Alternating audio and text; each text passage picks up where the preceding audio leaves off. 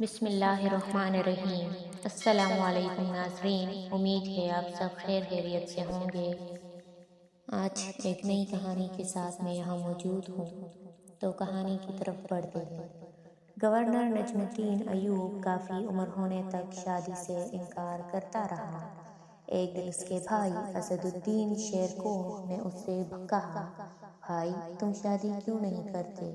نجم الدین نے جواب دیا، میں کسی کو اپنے قابل نہیں سمجھتا۔ یہ سن کر اسد الدین نے کہا، میں آپ کے لیے رشتہ مانگوں؟ کس کا؟ ملک شام بن سلطان محمد بن ملک شاہ سلجوقی کی بیٹی کا یا وزیر الملک کی بیٹی کا؟ یہ سن کر نجم الدین بولا، وہ میرے لائق نہیں۔ اسد الدین دھک سے رہ گیا۔ پھر کون آپ کے لائق ہوگی؟ نجم الدین نے جواب دیا، مجھے ایسی نیک بیوی چاہیے جو میرا ہاتھ پکڑ کر مجھے جنت میں لے جائے، اور اس سے میرا ایک ایسا بیٹا پیدا ہو جس کی وہ بہترین تربیت کرے، وہ شاہ سوار ہو اور مسلمانوں کا قبلہ اول واپس لے۔ اسد الدین کو نجم الدین کی بات پسند نہ آئی اور اس نے کہا، ایسی لڑکی آپ کو کہاں ملے گی؟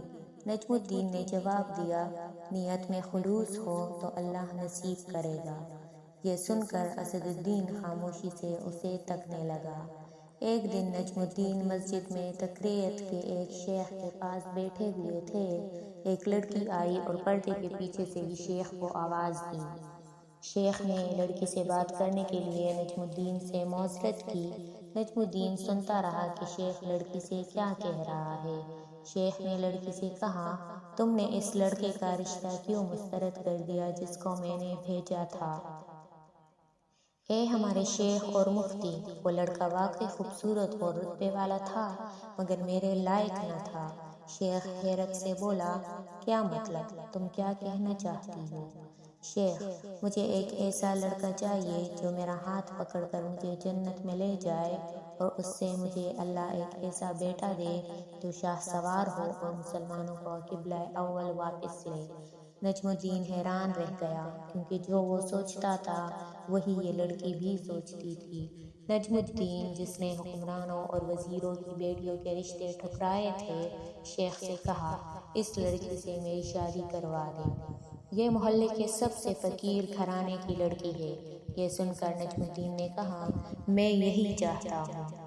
پھر نجم الدین نے اس فقیر متقی لڑکی سے شادی کر لی، اور اسی سے وہ شاہ سوار پیدا ہوا جسے دنیا سلطان صلاح الدین ایوبی رحمۃ اللہ علیہ کے نام سے جانتی ہے۔